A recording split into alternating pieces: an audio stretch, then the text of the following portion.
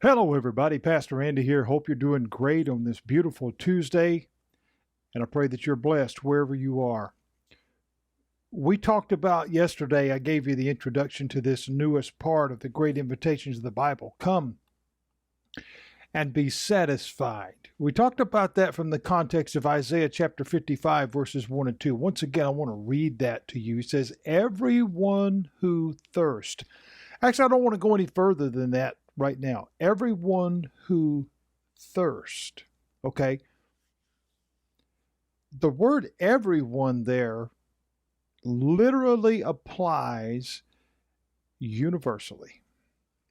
There's not a living thing that exists, creature, plant, or human, that doesn't thirst in some capacity, physically, mentally, emotionally, what have you. And we'll look at that. The word satisfied, as we talked about yesterday, come and be satisfied. Isaiah here is giving this call to come and be fulfilled. Come and have your need met, whatever it may be.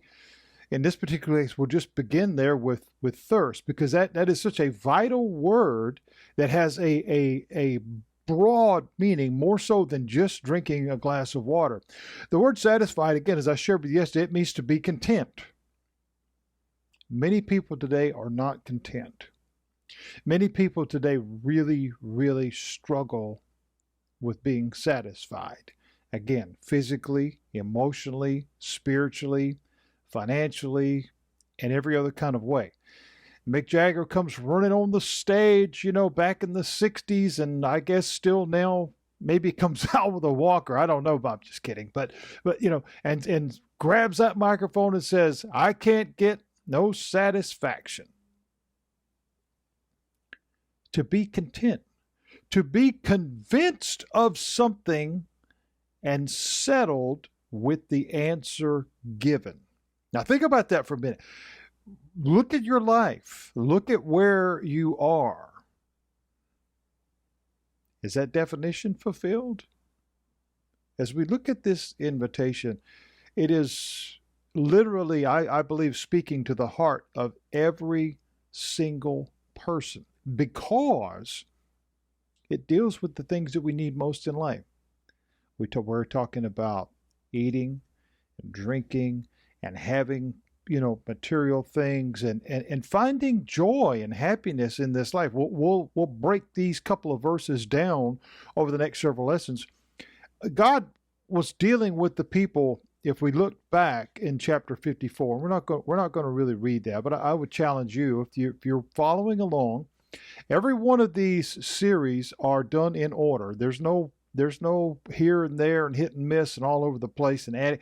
I don't do that. I really want it to follow. That way, when they're added to the channel, which you can find at YouTube, all you got to do is put in Pastor Andy McDaniel, and you can find everything I have done. I don't know, for the last year probably, but certainly for the last 6 or more months, because we've really reamped our efforts to get back into the daily broadcast when it is at absolute possible. There are times, whether it's a travel day or what have you, that I'm not able to, but I generally try to get that caught back up. But you'll find these series, they're all marked parts 1, 2, 3, and on, so however long they last. And you can go back. That is why, while they post on my page on Facebook, I house them at my channel, Pastor Andy McDaniel, on YouTube. It'll typically have a green circle with a P right in the middle, and that'll be me. You'll see my my beautiful hair. No, you'll know.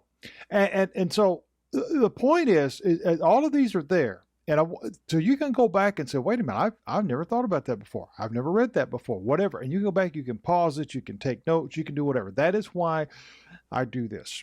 It is not for any self-gratification or any kind of, I'm not looking for that. What I'm looking for is to be a good steward of the talents that God has given me. And I don't say that arrogantly, but I know that God has given me the ability to not only do this, hopefully at a high level, but to teach at a level that everybody can get it. That's why we call this making it simple. You see, complicated for me doesn't work, because it doesn't have to be. You know, there's enough things in this life that are complicated. You go to the doctor, you hear words that are longer than you can even imagine. You can't pronounce them. Just tell me what it means. I don't need to hear all these technical things because, to be honest with you, that's just pulled out of the air. Where does this stuff come from? No one ever asked the basis of things. People can just create anything and all of a sudden it's the newest thing, and nobody ever stops and asks why. I want to keep it simple because I want to engage my audience, whether I'm speaking live on a Sunday morning or Wednesday night or any other time that I'm blessed and given the opportunity to speak. And at the same time, when I'm teaching in this manner, where people all over the world literally have the opportunity to watch what we do, I don't need it to be complicated. You don't need it to be complicated. That is not dumbing things down. That is not questioning someone's intellect. It's just a simple fact. That's how I get it.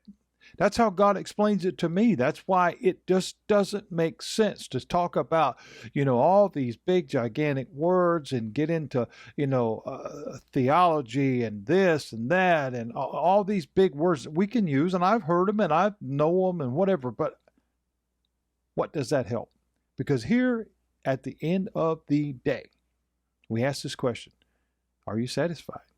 Come and be satisfied. Well, how can one be satisfied? It is much like the eunuch as he's sitting in his chariot and he's approached and they said, well, what are you doing? He said, well, I'm reading. And he was reading from the book of Isaiah. And they said, well, do you understand what you're reading? He said, how can I if no one will teach me? How can I if no one will preach? Well, friends, that's what we got to get back to. We got to get back to the simplicity of the invitation, the simplicity of the message. Jesus said, follow me. Very simple, 2 words. They said, well, what's the greatest command? Love God. Love one another. 4 words. The greatest message ever, John 3:16. It's about 24 words. See, friends, it doesn't have to be complicated. So we get back to the context of what we're talking. God's dealing with his people, okay? And he's preparing them because they've gone through a tough time. We go through a tough time. That's life. It happens. Whether it's by our own doings or whether it's under the guise of, a poor leadership or whatever. But what God was telling them is, listen, if you trust me, there will be a time of restoration. He wanted them to know that one day everything was going to be okay. He would encourage them to sing. He would encourage them to share, to tell, to bond together, to come to that one accord. We've lost that because we've allowed complication, we've allowed division and doctrinal differences and theological differences and denominational differences. You see all those big words when you throw that stuff in there, how complicated that gets? I've used this before, and some people get their feathers all ruffled, but listen to me. The word denomination means division.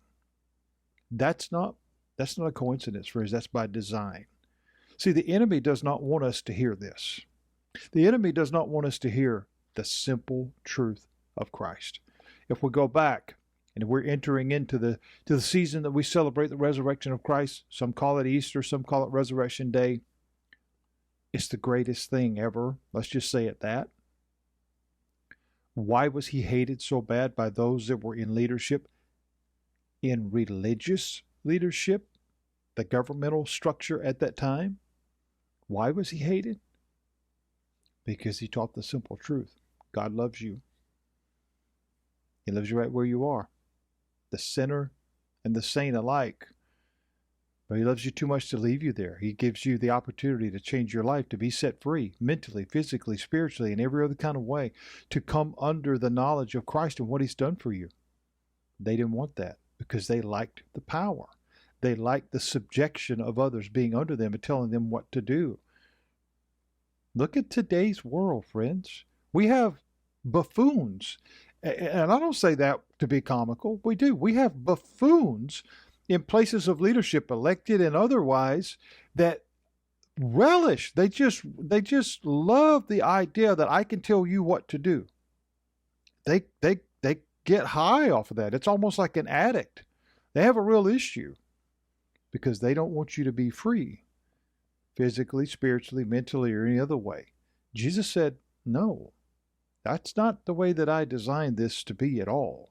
That's not how this works. He wanted people to understand you can have great expectation for the future. As believers, we can too. We tend to get sidetracked because of the difficulty of life. Everything's bad. Nothing's worth anything. My life's not worth living. I'm this, I'm that. I've made too many mistakes. And we get trapped into that. That's what the enemy wants you to believe, is that you have no hope. See, because the word hope, again, misused all the time. I hope this, I hope that. But what is your hope in? Because when we use it in the context that we generally do, and I'm guilty, we all are. I hope you're better. I hope this. We send that in text and everything else. But what is our true hope in? Because the word hope means confident expectation. What can you have that with? What can you have a confident expectation in? And even greater so, who can you have a confident expectation? Who will never let you down? Who will never lie to you? Who will never try to sell you something that's not real? Who will never try to take advantage of you? There's only one. We want to believe there's others. We want to believe that people have true and sincere hearts. I think some do, but we're still human. We're still fallible. We can still fall. That's just the reality of things. God would tell them in chapter 54, he says, for you shall break forth. You can do this on the right hand and on the left. And your seed shall inherit the Gentiles and make the desolate cities be inhabited. The promise of God for better days. In fact, blessed days are guaranteed. They're guaranteed. It's the promise of God. It cannot be broken. Here's the problem. We don't believe that, because we allow life to take that joy away from us. But life's not what gave you that joy. This world is not what gave you that joy. It was the Creator himself. But we miss that because we're lured into the lie. It goes back to creation. It's what the enemy, Satan, the devil, Lucifer, whatever name you want to give him, told Eve. You've got everything that you need, but you can have more. And then the human spirit takes over. Pride, jealousy, greed, all of that stuff takes in. Wait a minute. I can have more? It caused a moment of pause. It caused the moment of, well, wait. I mean, God said, oh, wait a minute. You make a pretty good case too. See, it has to stop at God said. But that depends on the level of relationship that we have. God says the days ahead are going to be better. God says, I will walk with you through this storm. He does not say the storm's not coming. He says, and again, we could even see this back in 54, no weapon formed against you shall prosper. That doesn't say the weapon's not formed. That doesn't say the weapon's not going to be used. It just said it won't work. But do you believe that? Are you satisfied? And if you're not, what have you allowed to take that satisfaction from you? You see, his urgings to those around and those that he's addressing was to listen, to trust. But he's also making it clear. He's also making it clear that fear cannot be a part of that. He says in chapter 54 and verse 4, excuse me while I find this page, he says in verse 4, fear not, for you shall not be ashamed, neither be confounded. You shall not be put to shame. You shall not forget, or for you shall forget the shame of your youth, and shall not remember the reproach of your widowhood anymore. See, friends, there's another great series that we need to work on, is the fear nots of the Bible. That's not a suggestion. God is saying, trust me. That's what fear not means. It's not, don't be afraid, don't be scared. No, trust me. That's what it means. Trust me. You don't have to hold on to that old stuff. You don't have to hold on to the mistakes that you've made, there's better days ahead. You can come to me. You can be forgiven. You can be made clean. You can be made whole.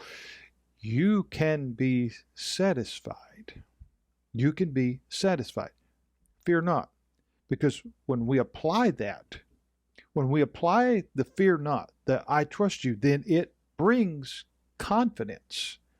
It brings, hey, wait a minute, I can do this because of the power that I have through him. I can do all things through Christ, and on so and on. So we can have that. But it all goes back to the one making the promise. That's how we gain confidence. Who's making the promise? Because if indeed it is the Lord himself, we can lean on that. We can guarantee that. We can stamp that with a yes. And we don't have to question it anymore because that's a done deal. There's no other that we can have that level of trust in, that level of faith in. God gives the promise of protection. He gives the guarantee that all will be well. We have that same promise too, right now. This is not just biblical text. This is factual evidence in our life that if we come to know Christ, we are not exempt from the storms that come. We are not exempt from being thirsty. We're not exempt from being hungry or being without. None of those things are, but he's saying, if you trust me, I'll show you how to be satisfied. I'll show you how to be restored. We look at the woman at the well in the context of this story about, if you drink of this water, you'll thirst again, but if you drink of my water, you shall never thirst again. It's one of the most beautiful stories, one of my great illustrations that I always go to. But Jesus says, I will never leave you nor forsake you. We're given that out of the context of Hebrews 13 in speaking on the Lord's behalf. Friends, this is a guarantee. This is a guarantee. Maybe the only guarantee in life that we have that's actually real. You know, we have money back guarantees and we have this guarantee, and my word, you can guarantee I'll give you my word. That means nothing if we don't trust one another. And the only level of trust we can have at that level is our trust in God. But that's not just an acknowledgement. That's not just, oh yeah, I believe in God. No. This is, do you know him? Do you know him today? Please don't turn him away.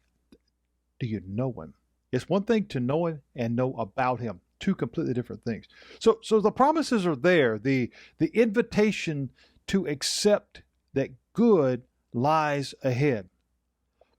So how do we tie that in these closing moments of this part of the lesson? How do we tie that? Because see, we ain't got to thirst yet. You see how much stuff is here, friends? These texts, when taken time, and that's what Making It Simple is all about. We are not in a hurry. When we take the time to understand what is being said, not just deciphering what was Greek and what was Hebrew. Who cares about that? We're not talking about that. We're talking about, how does God speak to your heart? What is the context of the word when it is used correctly? When it is done simply, when it is explained. I've given this illustration 1,000 times in different sermons and stuff. When I was in school, and I may have done it on one of these lessons, so if I'm repeating myself, forgive me. When I was in school, all these years ago, I think it was like the 9th or 10th grade. I can't remember. Maybe it was 10th grade. I can't remember. I was taking an algebra class. I want to believe it was algebra 2. I really struggled in the first one. It was hard. I did not understand it. I didn't comprehend it in the least. The second round of that came about, and it was worse than the first. As you would think, the progressional nature of it would be more difficult. Well, for me, it was. I just didn't get it. It didn't make any sense to me. And again, I'm not one that points the finger and blames the teacher. Oh, they were terrible. But in this particular case, she didn't explain it at all. It was the expectation. Well, you took the first one, you should be able to get it. I didn't. And for the first time in my life as a student at that point, this was crushing for me. I failed that class. I didn't pass it. I was devastated because I had always worked hard to maintain good grades, A's, B's, whatever the case. First year ever. Here I am in high school. I'm looking at the future. I'm thinking, man, this is going to kill me. Thankfully, I had the opportunity to retake that class. As a high school student, we had that opportunity. So I waited because I hated doing it because I was so fearsome of it. So I waited till my senior year and I had to take it again. Totally different teacher, total different mindset of explaining things. And she took just minimal little bit of time, but simplistically showed me this is how you do this. It changed everything, friends. And I passed that class that year with 100 average. 100. I made perfect on every test. And I'm not bragging about that. It was by the grace of God, even before I even knew him. But this teacher said, let's keep it simple. This doesn't have to be complicated. Neither does this. This changes our life. Algebra helped me pass high school, and I've never used it again. And I don't decry that. I'm not one of those, oh, well, you'll never use it again. Why take it? Somebody may. I just never have found the reason to, because in my careers as a police officer and as a pastor, A plus B never really mattered. But here's the thing. How do we become satisfied? What does that mean? Well, simply put, what the Lord is saying to everyone who will listen is that his promises are not empty. In other words, if he says it, he means it, and he can back it up. So are you satisfied? If not, what is the source of satisfaction you're pursuing? Because I assure you, it's not the Lord. It's a difficult trend. It's a difficult journey sometimes to understand. A lot of people say, I can't understand these things. You're making it too difficult. And anybody that's not teaching it in like manner, and I'm not saying I'm the only one, I'm not saying I'm the only one capable, but if you're not keeping it simple, you're doing a disservice to those who are attempting to learn. Because when something is complicated, when something is bigger than you, beyond your realm, somebody's got to be able to explain it in a way that you can grasp it, or else you will fail the class or reject the challenge. You see, the simplicity of the love of God is just that. He loves you so much. He sent Jesus to die in your place.